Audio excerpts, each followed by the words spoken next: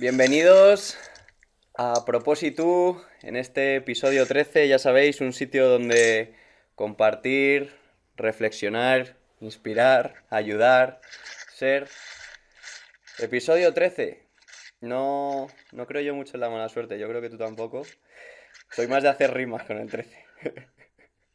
Pero bueno. Yo me sé un par, pero las mantendremos entre nosotros. ¿Qué tal? Que creo que vamos con los horarios así un poco cambiados, así que gracias por estar aquí desde tan lejos. No, gracias a ti porque yo estoy en sobremesa, aquí son las 2:10, el que está casi ya para meterse en la cámara es tú. Así que gracias a ti por el esfuerzo de trasnochar para charlar Total. conmigo. Sí, Es la verdad que la... esto del desfase horario a veces es complicado para comunicarte con la gente de allí. Ya te Pero digo, bueno, ¿eh?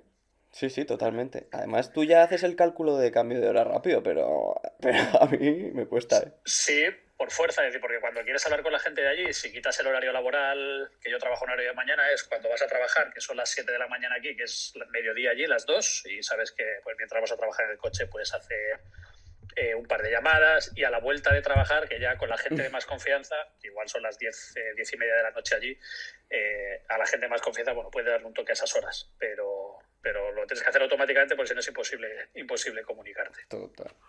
Bueno, es la primera vez que hago esto a través de ordenador y no en persona. Por una parte me alegro porque es un buen momento para ti y por eso estás lejos. Pero por otra me da pena no verte, tío. Es verdad que tengo que decir que esto se compensa porque creo que en los últimos 6 años, creo que estás fácil en el top 10 de gente con la que más horas he pasado fijo. Y si Pero echamos fijo. cuenta, seguramente en el top 5 Tú, o sea, porque la tremendo. media, la media anual de días que nos vemos está por encima de 320 seguro. Total. O sea, nos veíamos a diario durante 10 meses prácticamente. Así que, sí, sí. No, no, es que es total.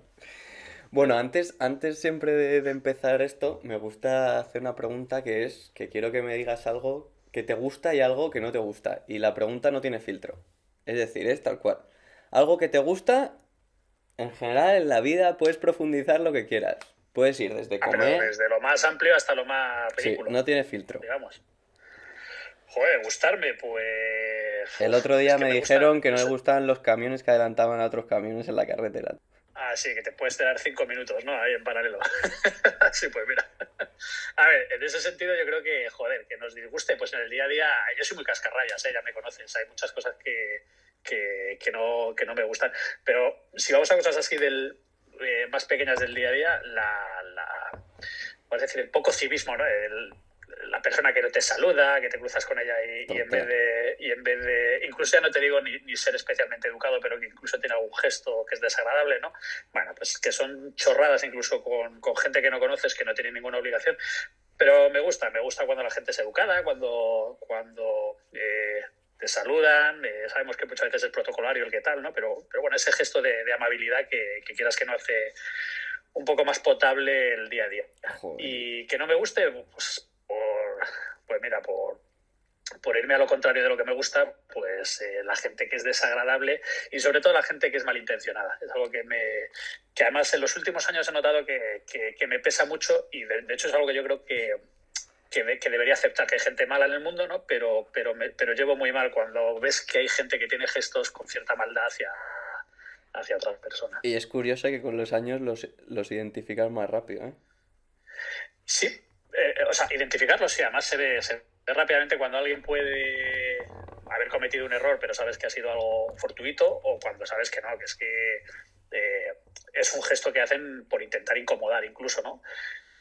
Pero también es verdad que a lo mejor con los años deberíamos aprender a tolerarlo mejor y a mí me ha pasado un poco lo contrario. Con los años me cuesta más tolerar ese tipo de cosas, o sea, las llevo yo peor por dentro. Cuando veo que pasa algo de eso, sufro más de lo que sufría a lo mejor hace 10 años, ¿no? Total. Y es algo de lo que sí que me gustaría un poco aislarme porque la gente mala va a haber siempre y es una realidad. Bueno. Bueno, ahora siempre me gusta que hagáis una pequeña presentación vuestra, un poco para poner en situación a la gente de a qué dedicáis un poco vuestro tiempo, un poco la edad, porque a veces, bueno, me gusta que sepan si estoy hablando con una persona de mi edad o una persona muy mayor, o sea, que no me mientas, ¿eh? va a ser difícil que te mienta porque has visto mi DNI, mi pasaporte tantas veces que va a ser difícil. Pero, a ver, sí, totalmente. Vamos, podrías de hecho, es posible que te acuerdes mejor de datos míos porque yo soy un desastre para eso que yo mismo. Pero no, yo tengo 44 años. Nací en el 78, que ya empieza a costar cuando en las aplicaciones te dicen que metas tu edad, que tienes que darle la ruedecita de los años ya. Tengo que dar como 2 o 3 pasadas. Buena y se cosecha. nota que pasan los años. Sí, una buena cosecha. Y bueno, me llamo Carlos y me dedico al baloncesto. De ahí nos conocemos y de que hayamos pasado tantas horas juntos. En este caso tú y yo en el Madrid hemos compartido muchísimo, tanto en Madrid como en viajes. Sobre todo hemos compartido pues muchísimas vivencias. Y lo bueno de pasar muchas horas contigo, que al final se ha generado una amistad, pues bueno, que yo valoro muchísimo, y por eso estamos hoy aquí los dos encantados charlando. Y bueno, mi ocupación básicamente es el día a día. Ahora que estoy fuera de España es trabajo y familia, porque es un poco lo que buscábamos, un poco de tranquilidad, salir de Madrid, que para mí era un poco locura. Bueno, ya sabes, tenía siempre 2 o 3 cosas que hacer entre la universidad, el equipo, formaciones, y no parábamos. Con lo cual mi ocupación actual es mi trabajo, que me permite ahora pasar mucho tiempo en casa con la familia y la familia. Así que estamos en esa etapa ahora. Bueno, qué bien. Ayer justo cuando dices esto, ayer cuando hablamos de a ver si hablábamos de algo en especial y tal, no pude evitar sonreír cuando tu respuesta fue nada, sin guiones, dos amigos hablando.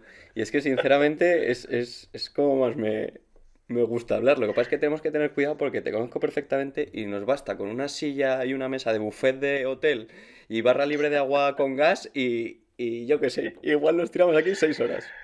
Yo me he cogido 3 o 4 de estas de Lo agua con sabía. gas del buffet, precisamente del hotel, porque Lo ahora mismo da sabía. la casualidad que estoy en Memphis, que jugamos aquí esta tarde, y del Lo buffet me he sabía. cogido unas aguas con gas porque sabía que íbamos a tener una conversación interesante.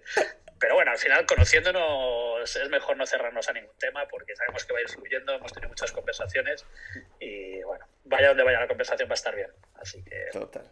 Y creo que podíamos empezar a hablar precisamente sobre todos estos ratos, ¿no? Sobre todos estos hoteles, paseos, bueno, carreras, pero carreras yo no, carreras vosotros, gimnasio, gimnasio, terracitas, y de cómo sí, todo sí. esto, pues de alguna manera, pues fortalece, pues enriquece y al final que creo que es lo que hablo muchas veces contigo, que le aporta un valor diferencial a lo que es la especialidad de un equipo, ¿sabes? De un staff, la diferencia que marca ser un staff normal a ser uno Sí. excepcional.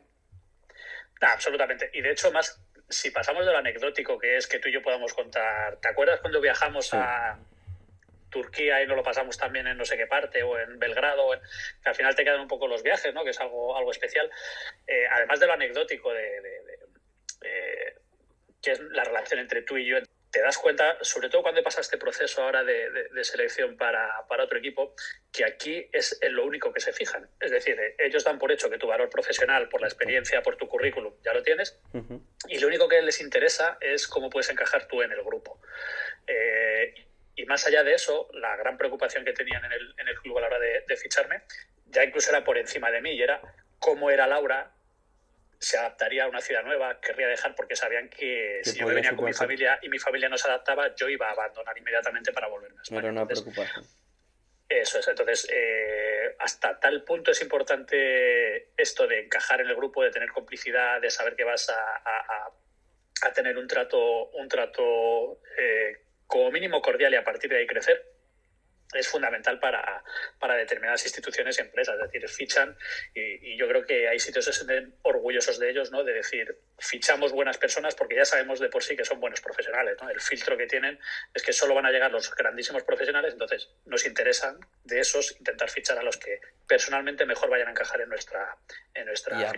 aparte, que tú esto lo sabes mejor que yo, pero llegas a trabajar en equipos tan multidisciplinares, con gente tan brillante a tu alrededor, que es que todo el mundo puede aportarte cosas y realmente lo que tienes que saber es poder darle la sinergia, ¿no? O poder relacionarlas y cogerlas de un sitio, de otro y poder compaginar todo o juntar todo para poder sacar un proyecto común, que es que eso es lo que al final me parece que...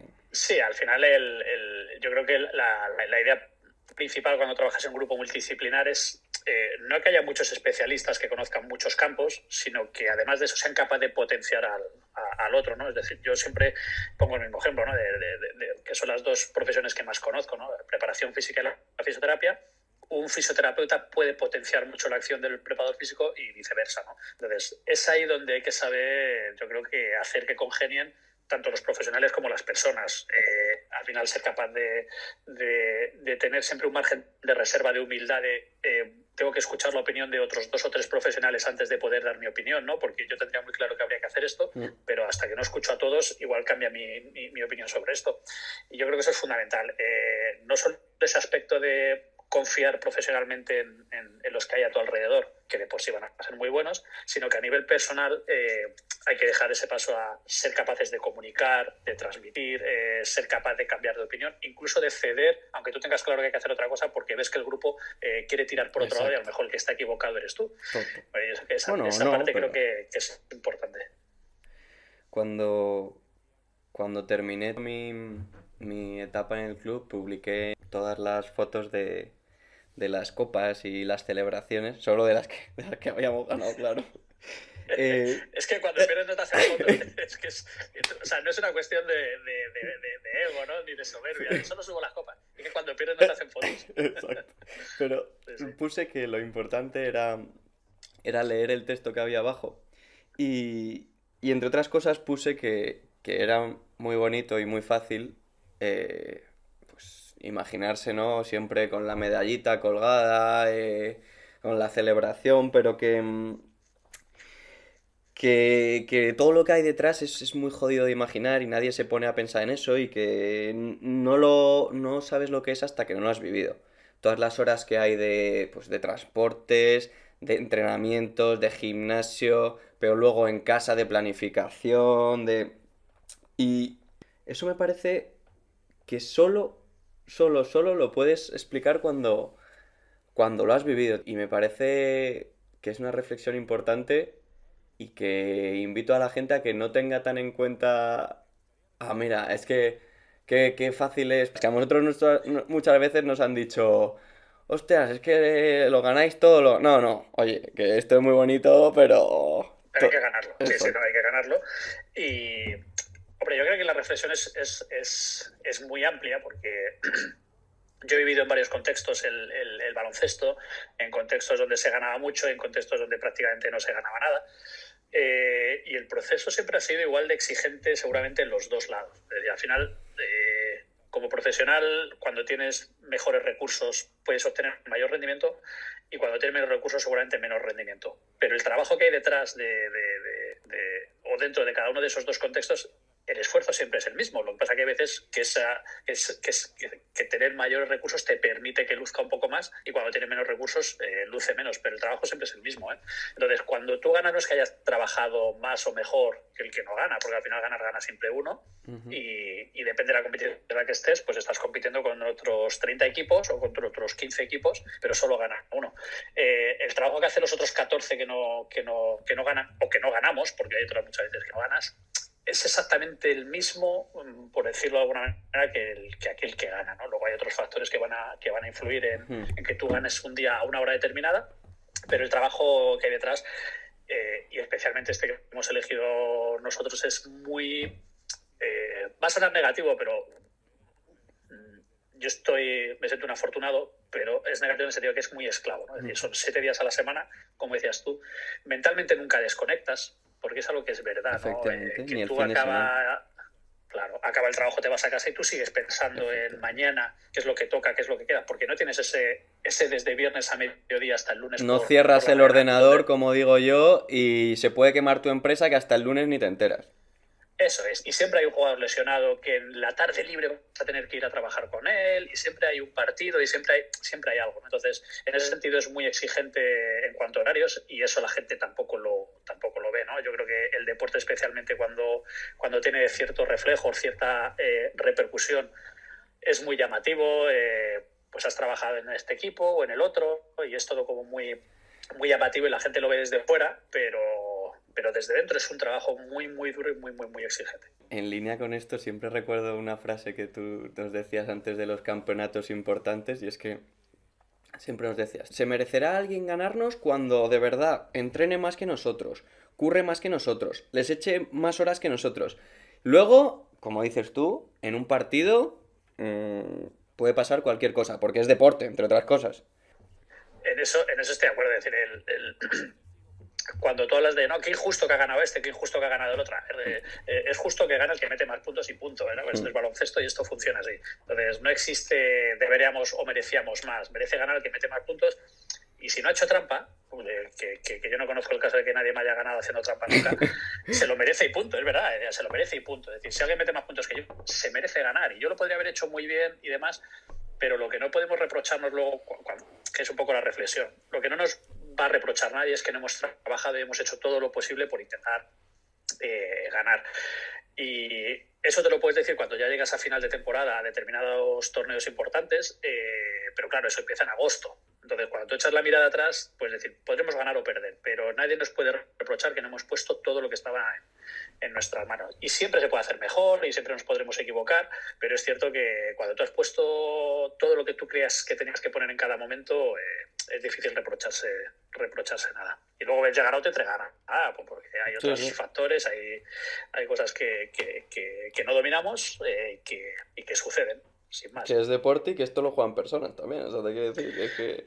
Y que lo juegan personas que algunas juegan mejores que otras. Es decir, que a lo mejor en otro equipo hay mejores jugadores que en el equipo que tienes tú. Y al final esto es un deporte de jugadores. Alrededor del jugador tiene mucha gente que les ayuda, pero al final decide 10 tíos que están en la cancha, que son los que toman decisiones. Entonces, cuando en el otro equipo tienen 3 muy, muy, muy buenos y tú solo tienes uno, pues a lo mejor es más fácil que te ganen, ¿no? Y por mucho que hayas trabajado.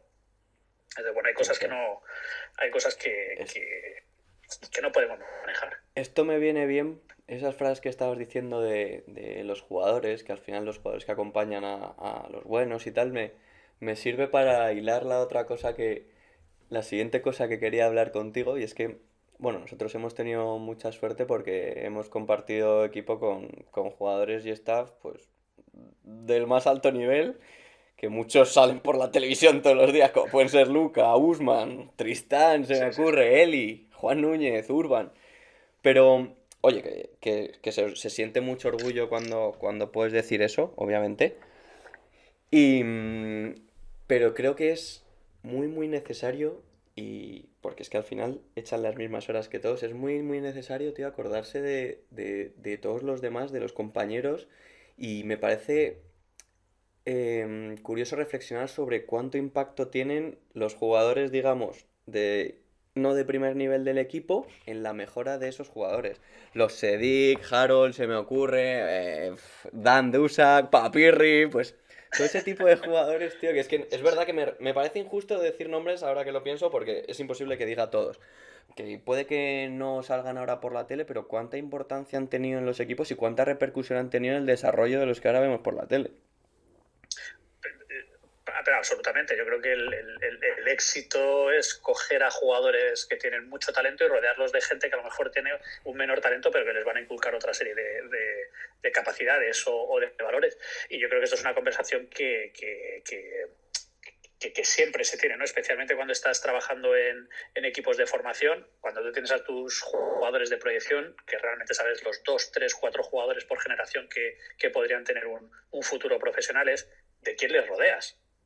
Y eso es importante, ¿no? No tienen que ser los 12 mejores jugadores de cada categoría juntos, porque entonces es un drama. Yo creo que alcanzarían un menor potencial algunos de lo que podrían. Si tienes que coger a determinados jugadores con potencial y rodearlos de jugadores que seguramente tengan un menor talento, pero que les van a aportar otra serie de cosas. Y es evidente, yo creo que todos los jugadores que han llegado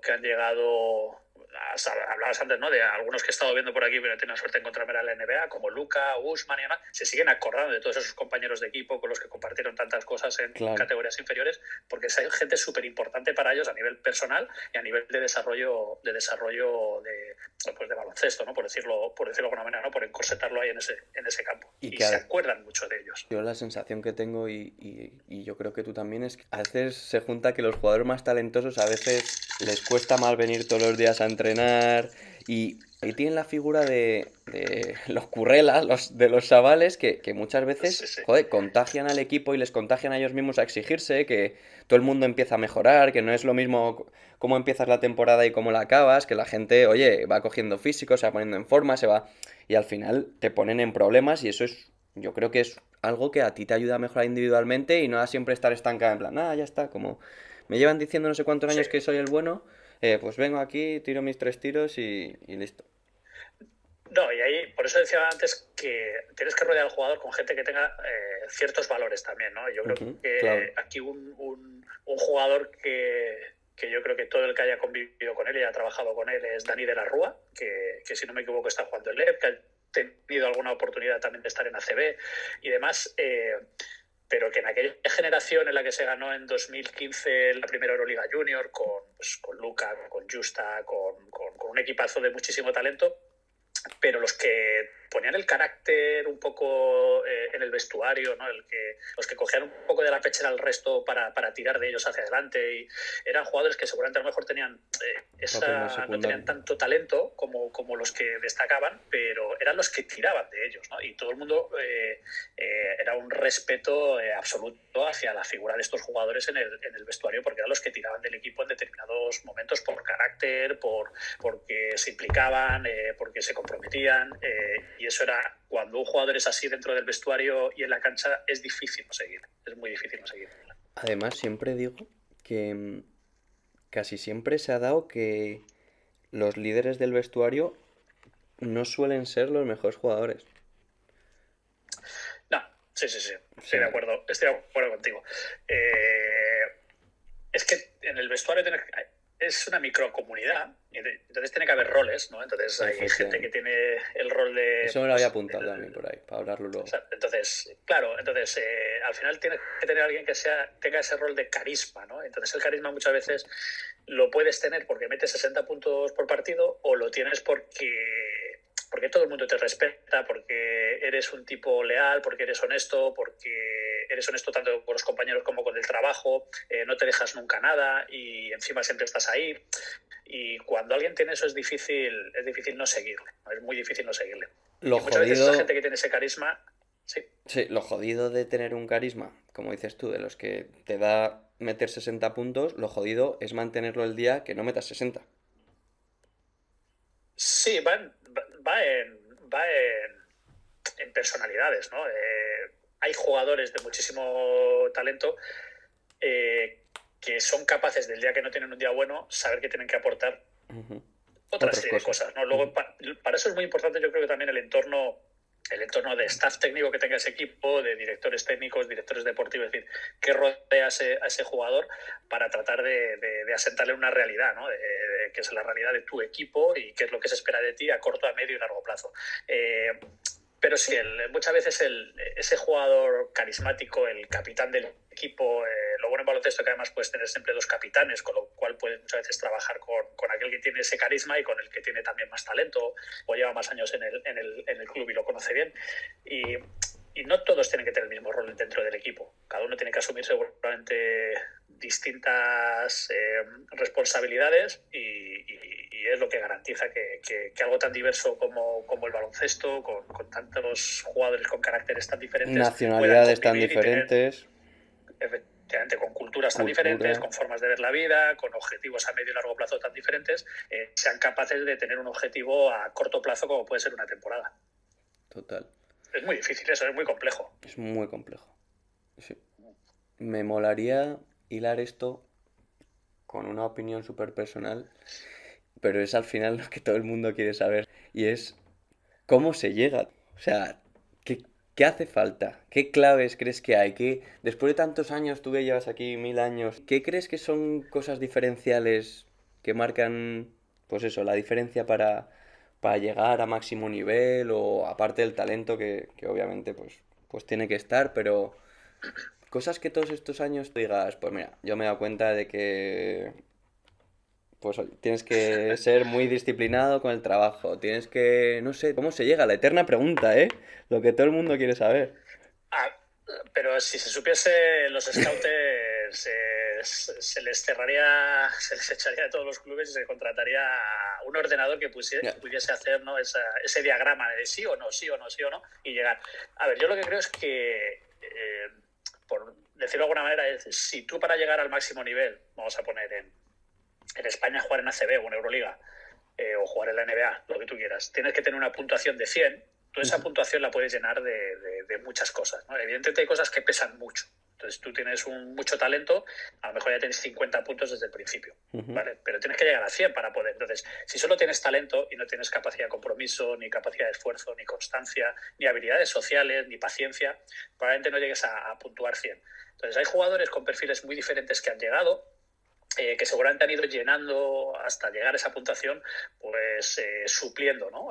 Si yo no tengo mucho talento, pues 30. A lo mejor tengo que, claro, tengo 30, pues tendré que meter a lo mejor más puntuación de compromiso o de no me puedo permitir estar relajado o no me puedo permitir llegar un día a entrenar al 80%, o si resulta que es que tengo mucho talento y una gran capacidad de trabajo, pero es que nadie me soporta, pues a lo mejor tengo que trabajar mis habilidades sociales para encajar en un grupo que me ayude también a crecer. Entonces al final lo tienes que llenar de determinados atributos y, hombre, ahí sí que podríamos hablar de que es necesario en baloncesto hablar de talento, es decir, ser capaz, ¿no? Y talento no es solo ser capaz de meter 10 triples seguidos, sino de entender qué es el baloncesto, estar dentro de una pista, saber cuándo tienes que apretar, cuándo tienes que bajar, cuándo es el momento de defender, cuándo es el momento de pasar, cuándo es el momento de anotar, ¿no? Ese talento baloncestístico de ver lo que ocurre en la cancha. Y después, evidentemente, Ese tienes que IQ, tener... que allí está muy de moda esa palabra, ¿no?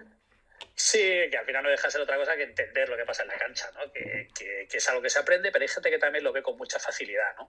Y después, evidentemente, tiene que haber una capacidad física determinada, ¿no? Pues es más fácil que si eres una persona alta, fuerte y muy rápida, tengas mayor posibilidad de dedicarte a un deporte como el baloncesto que si eres bajito y lento. Pues seguramente si te ayuda menos el físico tendrás que rellenarlo con otras cosas esa puntuación, ¿no?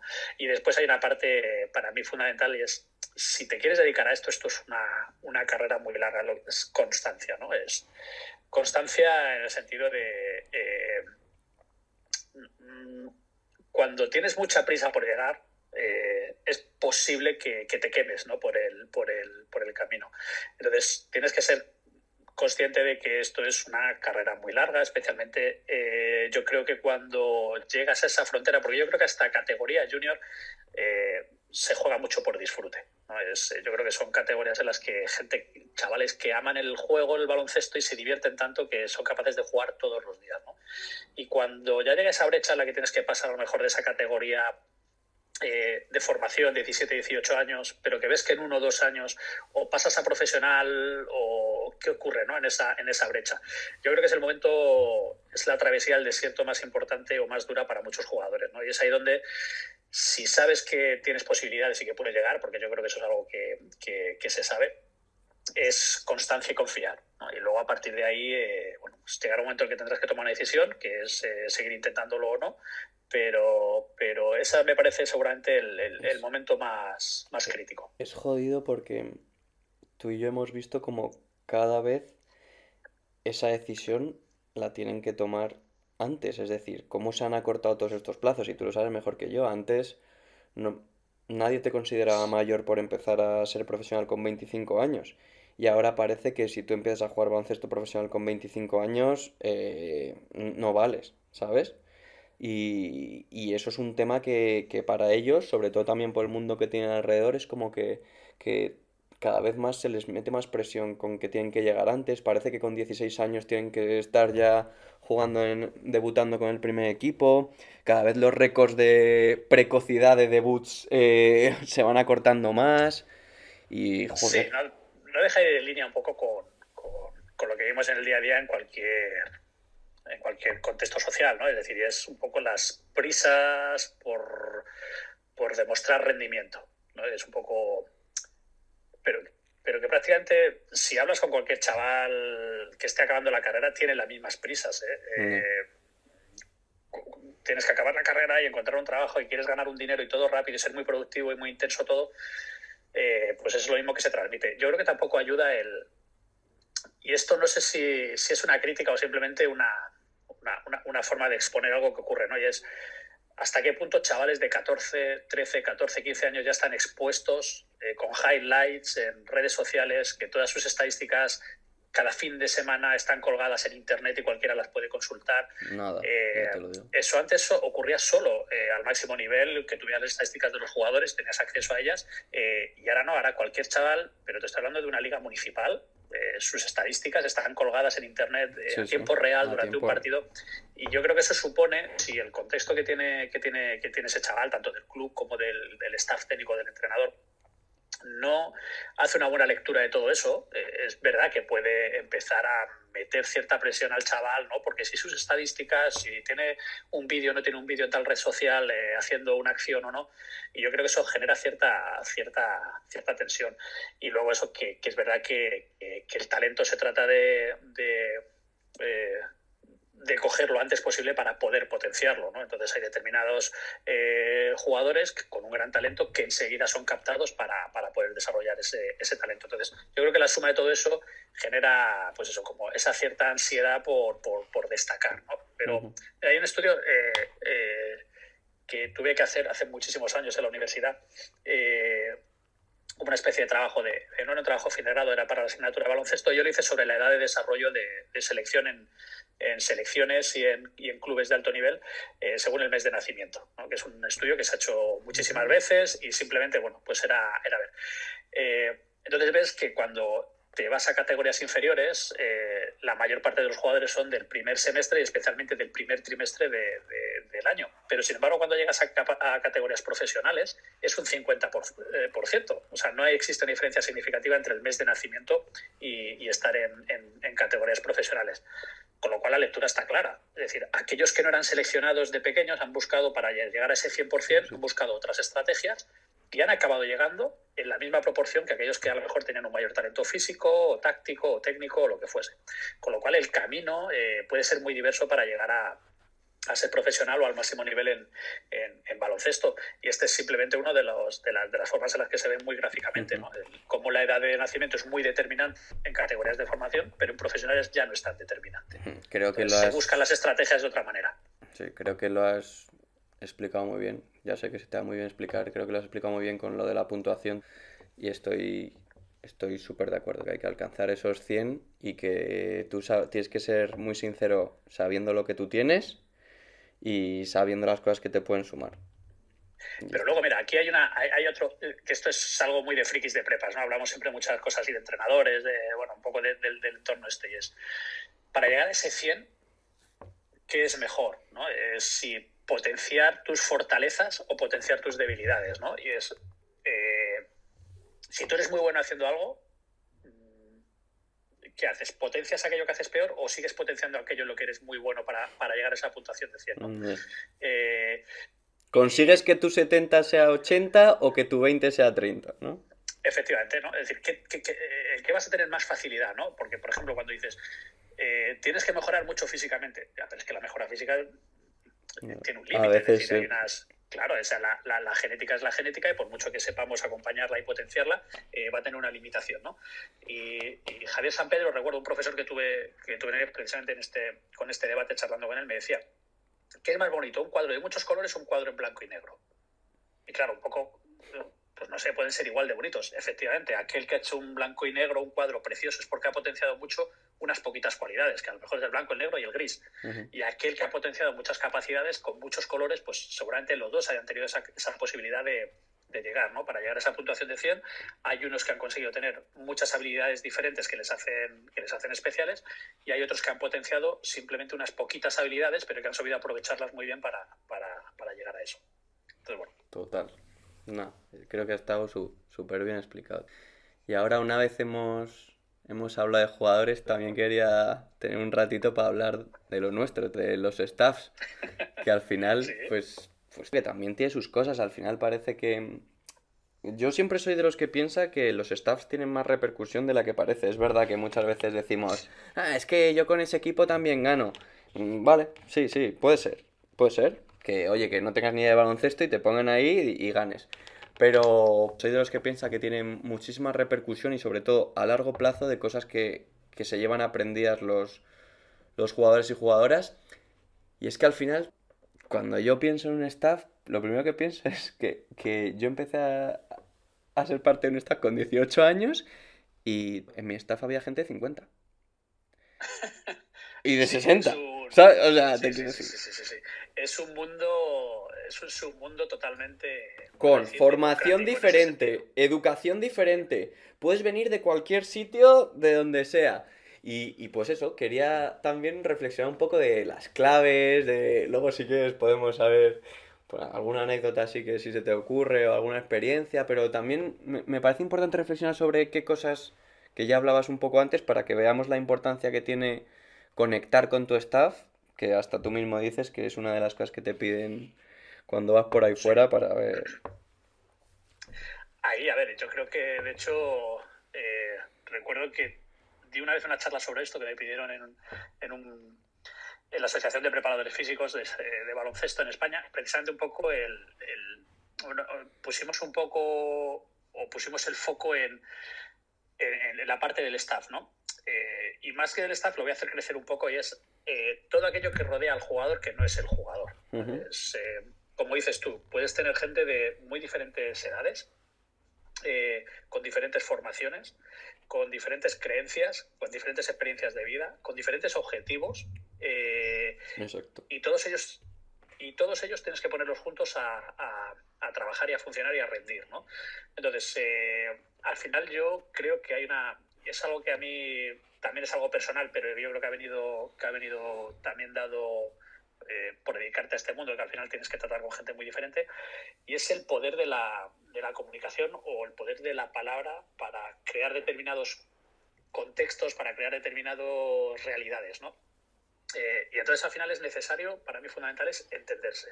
Es decir, que seas capaz de poder conectar con la gente a través de la palabra, ¿no? Y yo creo que eso es muy importante porque te pongo un ejemplo muy concreto, es cuando nosotros intentamos instalar determinada tecnología en los equipos para trabajar Ujú. con tecnología bastante avanzada dentro del equipo. El primer problema con el que te encuentras es cómo explicas lo que vas a hacer, porque yo no puedo empezarle a hablar Ujú. ni a un directivo ni a un entrenador que no esté a lo mejor relacionado con este tipo de tecnología. De todo lo No que es que vamos a hacéis. sacar variables de aceleración, de Sí. zonas de velocidad, de tal, porque pero ¿qué me estás contando, Carlos? ¿Esto para qué sirve? Ujú. Entonces, ¿cómo consigues que entiendan que esto es útil? Pues todo es a través de la comunicación. Esto es un ejemplo muy, muy específico, pero lo podríamos llevar a cualquier otra parte, ¿no? Ujú. ¿Por qué el lunes hay que entrenar 90 minutos y no 60? Pues tienes que llegar a un acuerdo seguramente con mucha gente, Sí, sí. ¿sabes? Entonces tienes que ser capaz de exponer por qué desde un prisma, vamos a decir, más científico, que es el del preparador físico, crees que no se debe entrenar más de tanto tiempo. ¿No? Ujú. Porque a lo mejor la visión que tienes tú es una, y a lo mejor la creencia, la experiencia que tiene el entrenador es otra. Dice, no, pues mira, podemos entrenar 90 si lo hacemos de esta manera. Pero tenemos que llegar a un mismo idioma, por decirlo de alguna Y, manera. Y eso pasa por ir formándonos unos a otros, ¿no? En todo este tipo de conversaciones. y luego lo que Y con la decías tú, conversación, que, que al final lo que hablabas de adaptarse y de saber que tú puedes pensar que tenemos que entrenar 90 minutos y, por ponerte un ejemplo, y el médico decirte que 60. Y entonces tú decir, bueno, pero ¿por qué 60? Y que es importante que, pues lo que dices tú, hablar, comunicarse, oye, pues yo creo que 90 por esto, ¿y tú crees que 60 por esto? Pues oye, que igual tenemos que hacer 75. Y ya está. Y ni para ti ni para sí, sí, mí, sí. y que hay mucho de eso. Pero un poco la clave es esa, es cómo consigo hacerme entender y cómo consigo que me entiendan y yo entender, ¿no? Y yo creo que está todo, la clave para mí es la comunicación. Leí hace no mucho un neurocientífico, Mariano Sigman, que es un tío bastante interesante, ¿no? Es el que lleva el proyecto Human Brain a nivel mundial.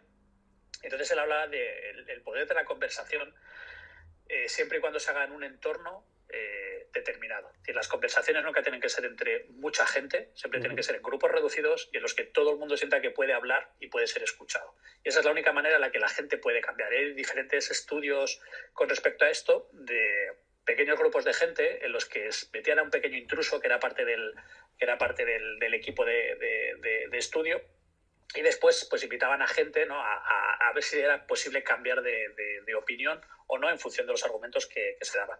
Y se ve que la gente es mucho más susceptible de cambiar de opinión y de llegar a acuerdos cuando se hacen conversaciones en grupos pequeños, ¿no? Entonces, yo creo que la clave está en generar un entorno donde todo el mundo pueda dar su opinión y sus argumentos y seguramente, como decían en el último capítulo, creo que era de Juego de Tronos, ¿no? Que decían, bueno, ¿cómo ha ido la negociación?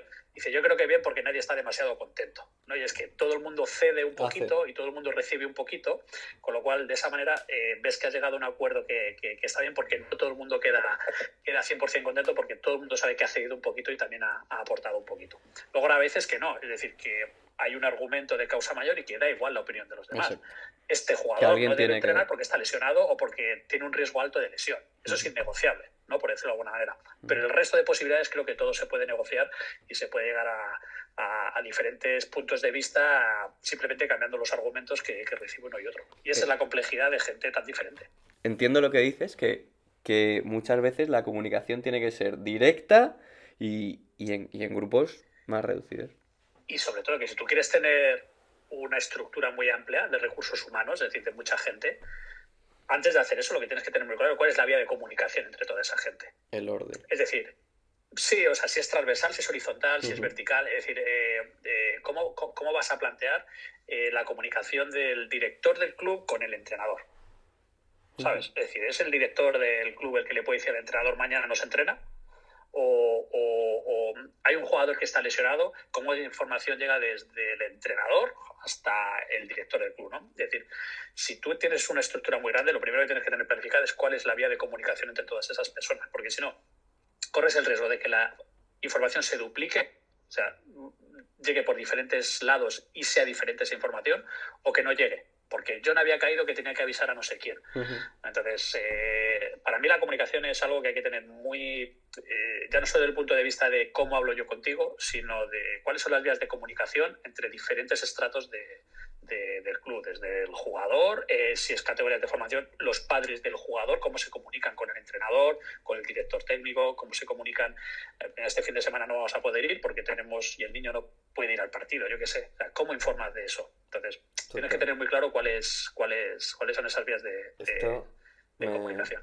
Me voy a permitir ponerme una medalla porque llevo 8 años soportando que me digáis que ninguno sabe cuál es mi trabajo. Y, y me voy a poner una medalla en decir que eso es algo que yo aprendí y que realmente creo que ayudaba mucho a todo el equipo. Saber que pues yo controlaba a quién tenía que decirle esto a esto se lo tienes que decir a tal, oye, dímelo a mí que yo se lo transmito a esta persona.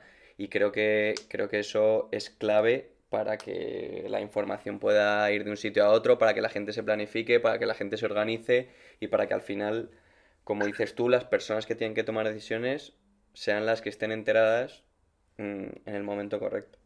Absolutamente. Y luego, más allá del vacile que te podíamos pegar de tú a qué te dedicas, eras la primera persona a la que llamábamos Para... todos. Cada vez que teníamos cualquier duda que decías, pero por favor, dejar de llamarme por estas tonterías, que yo no estoy para esto, y aún así lo solucionabas. Entonces, yo creo que tu trabajo está muy claro en el sentido de que eras la persona que era capaz de movilizar cualquier toma de decisión.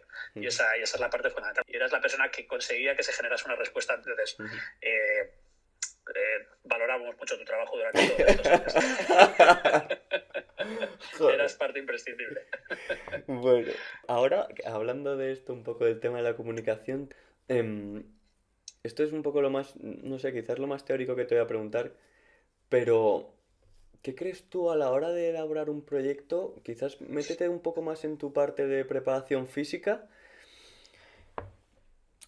¿Qué importancia le das a tener un método, una planificación? ¿Es más importante adaptarse a lo largo de la temporada? ¿Es más importante establecer una idea e ir con ella a muerte?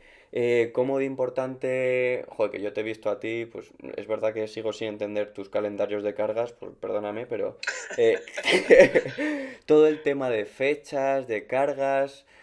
¿Cómo crees tú que es una buena planificación? ¿Qué crees y esto es verdad que lo hemos hablado tú y yo un montón de veces, pero me gustaría... Esto es quizás eso, lo más teórico que te voy a preguntar. A ver, a nivel más, más sistemático, experiencia y por formación, yo siempre planifico, digamos que individualizando a 3 niveles diferentes, ¿no? Que son las características del deporte, en este caso baloncesto. No se puede entrenar igual para baloncesto que para evidente. Entonces, lo primero a nivel de características de nuestro deporte, qué tipo de calendario tenemos, la cogestión competitiva, qué es lo que nos exige este deporte, etcétera. Segundo nivel, a nivel de características del jugador, ¿no? Pues, qué características tiene a nivel físico, técnico, táctico, va a necesitar entrenar más o descansar más por sus características. Y después un tercer nivel que es un poco una parte que yo llamo circunstancial, ¿no? Y es para mí la que más marca la planificación, y es qué pasa en el día a día.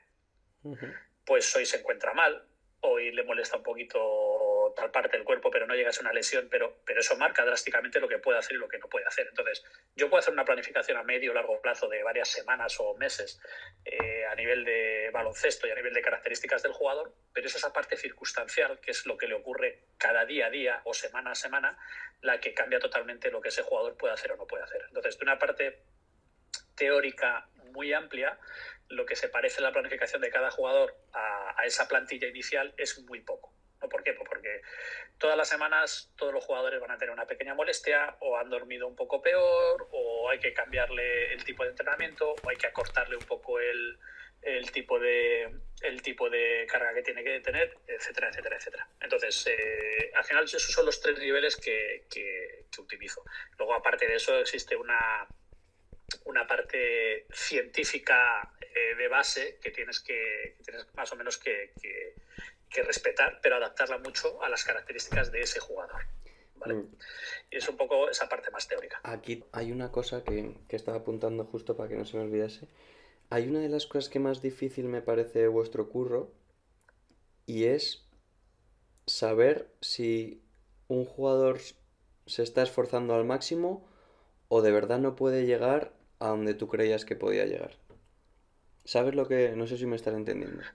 Sí, pero a ver, yo quiero evitar caer un poco en esa tarea del preparador físico que parece que es fiscalizar al jugador, ¿no? ¿Te estás esforzando o no te estás esforzando? Pues esforzará o no se esforzará si le da la gana o no le da la gana. Es decir, lo que tenemos que hacer es que él entienda que si quiero obtener un determinado resultado, necesitamos un nivel de esfuerzo mínimo y máximo en cada una de las sesiones. Y hay veces que ese esfuerzo o esa intensidad tiene que ser muy alta y otras veces que no tanto, ¿no? Entonces, ¿cómo lo sabemos? Pues seguramente tengamos muchos recursos. A mí el que más me gusta es hablar con el jugador, ¿no? Es decir, si tú percibes que el jugador no está dando, porque has visto muchos entrenamientos ya y sabes perfectamente lo que un jugador puede dar o lo que no puede dar. Si tú crees que no está a esa intensidad que debería, yo creo que el primer paso es hablar con él, ¿no? Oye, estoy percibiendo esto, me estoy equivocando, está todo bien. Y seguramente muchas veces diga, pues no, mira, yo me encuentro bien, no sé, igual es una percepción tuya, o sí, pues mira, hoy esto me pasó una anécdota con un jugador, el equipo viajaba, con lo cual yo me quedé con un jugador lesionado, y mediante, bueno, pues esta tecnología que te digo, teníamos que conseguir un valor determinado en el entrenamiento hasta parar, ¿no? Que era un poco como suplir la carga del partido. Entonces teníamos que llegar a un valor de 450 y yo veía que no subíamos a ese valor, pero por mucho que venga, inténtalo, venga, estamos haciendo un entrenamiento en cancha individualizado y no conseguíamos que ese valor subiese.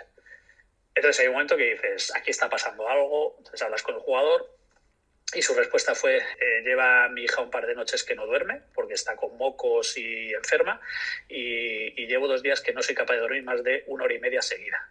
Y entonces en ese momento le dices, es que el fallo es mío por intentar que llegue a una intensidad o a una carga para la que no está preparado porque lleva... Exacto. Entonces en ese momento fue, mira, el entrenamiento se acaba aquí, pégate una ducha caliente, métete en la camilla del fisio y échate una siesta antes de irte a casa, que seguramente es lo que mejor te va a venir para rendir en el próximo partido.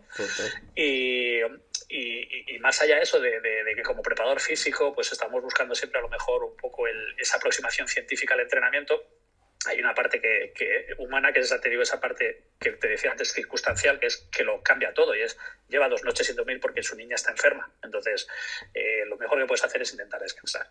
Total. Y en esta parte de empatía, que me parece también súper clave, como dices tú, que muchas veces estamos tanto pensando en venga, rinde más, que no nos paramos a pensar en lo que te decía antes, que al final a esto juegan personas, y que como tú dices, que es que muchas veces olvidamos que la gente tiene en su vida, sobre todo nosotros que hemos estado con gente que todavía está estudiando, que incluso que están creciendo, que están pasando por adolescencia, que al Sí, final que pierdes muchas veces, son tantas horas, es tanta exigencia y que pierdes el norte de todo, tío. La verdad es que Es la eso... parte diferencial, ¿eh? Es Sí, decir, tú sí. puedes estar muy en forma, puedes estar perfecto, puedes estar...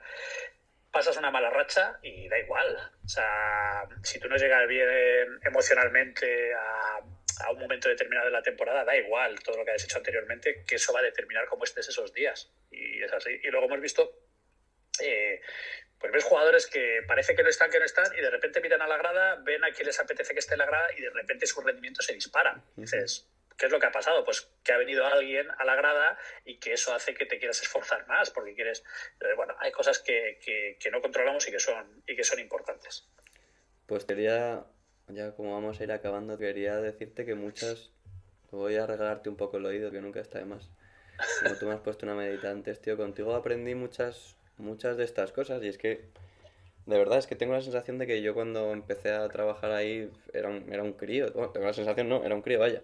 O sea, mi edad estaba mucho más cerca de la de los jugadores De que, los que de la jugadores que de el la resto. vuestra. Y aprendí muchas cosas y una de ellas, que creo que tú has visto cómo la he incluido en mi metodología, por decirlo así, si es que yo tengo una, es cómo liderar desde el humor y desde que la gente te tome en serio, no estando todo el día con cara de vinagre, siempre teniendo una palabra amable, siempre teniendo una coña, siempre, no sé, dándole esa vidilla al gimnasio, poniendo una canción, poniendo un... Pues eso creo que a mí es algo que me llevaré, que aprendí de ti, que al principio decía, joder, yo siempre estoy aquí un poco con el culo apretado y incluso te acuerdo de las primeras veces que una vez entré al gimnasio y intenté hacerle una coña a alguien y tú me dijiste, perdona, ¿qué haces? Estoy entrenando. Y yo, perdona, perdona. Y me dijiste, ¿qué coño? No sé qué, ven aquí y tal. Y yo dije, uff, menos mal. No sé, tío, al final también he aprendido un huevo a planificar contigo todas esas horas que nos hemos pasado con los Excel. No, no quiero más, tío, no quería más. Sí, sí, la verdad que vives, y como lo vives tan intensamente, se te pega mucho cosas de gente que tienes alrededor. En cuanto a lo del humor, hombre, yo creo que tú ya lo tienes de serie. Yo creo que además bastante tensión tiene ya este mundillo como Mm. para que tú la generes más, ¿no? Creo que consigues más rompiendo esa tensión en algún momento que forzándola un poco más. Y luego yo creo que hay algo que está claro, y es que el jugador te va a respetar siempre y cuando él perciba que tú estás ahí para ayudarle. Exacto, Es decir, tú tal puedes cual. a veces tener un peor carácter o un mejor carácter, y si él percibe que tú estás ahí para ayudarle, el día que tengas un mal día y tengas una mala contestación o le apretes un poco más, no te lo va a tener tan en Exacto. cuenta, y porque tú sueltes 2 o 3 chistes no va a pensar que estás allí de cachondeo. Entonces yo creo que la clave es asentar que el jugador perciba que tú estás ahí Claro. para ayudarle. Que estás trabajando y que tu trabajo va orientado a ayudar a todo el equipo, sí, sí, es que es total. Bueno, para acabar siempre me gusta pedir no sé, una reflexión final y luego te voy a pedir una frase que creas que te acompaña en tu vida, no sé, de cine o de música o una frase que te guste a ti y un propósito que te pongas en las próximas semanas. Una reflexión sobre un poco lo que hemos hablado, una frase de tu vida y un propósito que te pongas. No me gusta que sea para muy de futuro, o sea, que sea para poquito, ¿vale? Pues lo del propósito dices. Sí, Mira, pues es algo que las últimas semanas sí he estado trabajando mucho, porque es verdad que el cambio tan grande que supone pues pasar de vivir España a Estados Unidos, sobre todo por la cercanía de la gente, sabes que yo soy un tío muy social, que me total. encanta constantemente estar con amigos, con Tomando familia. café.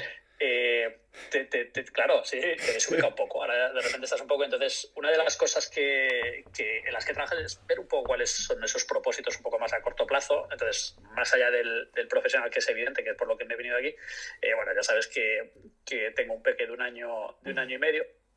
Y entonces uno de mis propósitos es, después de verle cómo disfruta de cada cosita, cualquier cosa que aprende nueva, cualquier cosa que ve por primera vez, ¿no? Cómo Cerrándote se las emociona. puertas.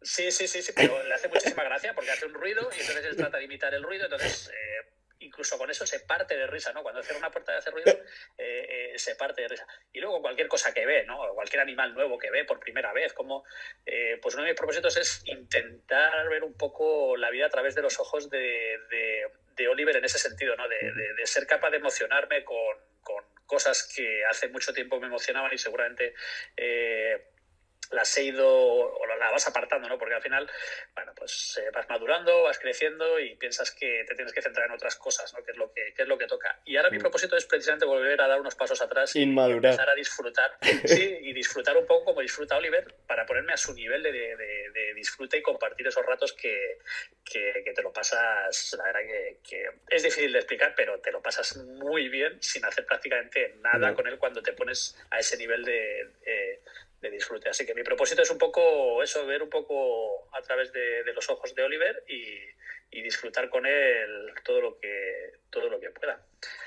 Bueno. En cuanto a la reflexión de lo que hemos visto, pues no sé, yo creo que un poco el resumen sería que qué bonito la capacidad también.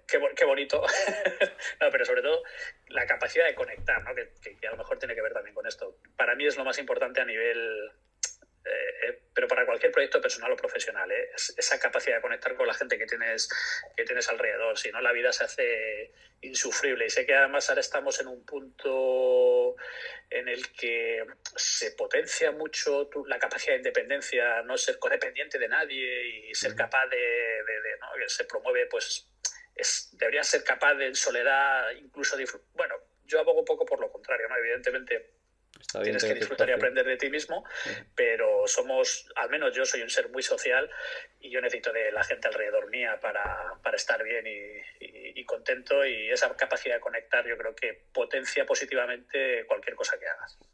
Total. A nivel profesional o personal. Y lo de la frase es una atraco a mano armada. Total, eso es difícil, Joder, o como cuando te preguntan ¿cuál es tu peli preferida o tu canción? Yo qué sé, o sea, pues es que depende tanto del momento, o que hay frases que te marcan mucho pues, y... No me voy sin que me des una frase, tío. Me pasa, mira, la única que me viene a la mente es una poco fría, pero porque es un poco la frase que tengo en mi tesis doctoral, que la he depositado hace poquito, entonces me parece muy fresca, y es de Terry Pratchett, que es un escritor que a mí me encanta, es de literatura fantástica, pero es un tío muy agudo, muy agudo. Bueno, era, porque falleció hace unos años, y es un tipo muy agudo. Y la frase que tengo puesta en el libro o sea, en mi tesis, es la compañía de aquellos que buscan la verdad es preferible a la de aquellos que creen haberla encontrado, ¿no? Y a mí me gusta está muy bien estar con gente que parece que tiene las cosas muy claras, ¿no? Y que sabe, no, la vida es esto y esto, pero yo me fío más de la gente que está un poco más despistada y que sabe que todavía tiene mucho que aprender, ¿no? Me parece más realista que el pensar que ya te sabes todas las reglas del juego y solo hay una verdad y única, porque además eso lleva un poco a polarizar el tipo de discurso, de actitud que tienes ante la vida. Y te he dicho esta porque se me ha ocurrido, porque seguramente hay un millón más que son interesantes, pero... que es algo de una cosa muy importante para ti, como es la tesis, que me parece importantísima, y una frase que viene muy al caso, o sea, que me parece perfecta, tío. No has necesitado tanto. Pues me alegro, ¿no? Pero la próxima vez tienes que poner un WhatsApp unos días antes. Oye, búscate una frase y quedas muy bien, ¿no? Te buscas algo así de estas que te gustan, de Paulo Coelho, alguna cosa de estas. Y deslumbras. Pero bueno, muchas gracias, tío, por este rato. Pues nada, la verdad que me encanta. A mí me sienta fenomenal. O sea, como te dije, una conversación entre amigos, esto siempre... Me gustó mucho cuando me decías que escuchar mis podcasts, tío, te hacía volver a conectar en todas esas veces que hemos compartido ahí tirados en la habitación, todos ahí diciendo, a ver qué hacemos hoy. Sobre todo me viene a la cabeza toda la época de la pandemia, que no podíamos ni salir del hotel. Era en plan, tío, vamos a la tienda de zapatillas ahí a dejarnos el dinero, o sea, vamos a hacer algo, tío. O sea. A mí, y además te lo dije cuando empecé a escuchar tus podcasts, que ya estaba yo por aquí. Recuerdo perfectamente el día que te escribí para decirte, oye, mira, es que te tengo que decir que me encanta esto. Jugábamos en Los Ángeles, estaba en el hotel en Los Ángeles, contigo de fondo. Yo estaba haciendo mis cosas en la habitación, pues deshacer la maleta, no sé qué, estaba haciendo algo, pues mis cosas y demás, y de fondo estaba escuchándote, y de repente fue como un poco, esto es como cuando viajábamos con el equipo que compartíamos habitación. Yo no me he callado. Y estaba haciendo mis cosas y lo suyo ahí y tal. Sí. Y después, bueno, reiterar lo que te dije, que joder, me encanta la iniciativa esta que has hecho porque se te nota sobre todo contento, Total. que creo que un poco de cuando me preguntas por propósito, pues mira, los propósitos de vida yo creo que hay que ir encontrando que viene de forma orgánica muchas veces, porque tampoco hay que buscar mucho. Esas cosas que de repente ves que hostia, pues esto me ilusiona y voy a poner aquí un poco más de esfuerzo y un poco más de ganas y ver cómo crece eso. Bueno, pues creo que tú has dado un poco aquí con la clave porque se te da bien, lo haces fenomenal y encima se te nota que tú estás contento con ello. Así que me alegro mucho de que hayas tenido la iniciativa. Pues yo me alegro más, porque siempre tengo que ser mejor que tú, ya sabes. Y nada, que de decirte que tenga mucha suerte en el partido de hoy y que estoy esperando ansioso a que vengas o a ir yo. ¿Vale? A ver si te animas y que esto es un sitio que hay que conocer también, hombre. Total. Y si vienes ya con alguien que conozca sobre el terreno, es siempre más fácil encontrar Eso cosas seguro. interesantes. Así que nada, voy a cortar esto y ahora me despido de ti, ¿vale? Perfecto. Bueno, gracias por escuchar. Un abrazo.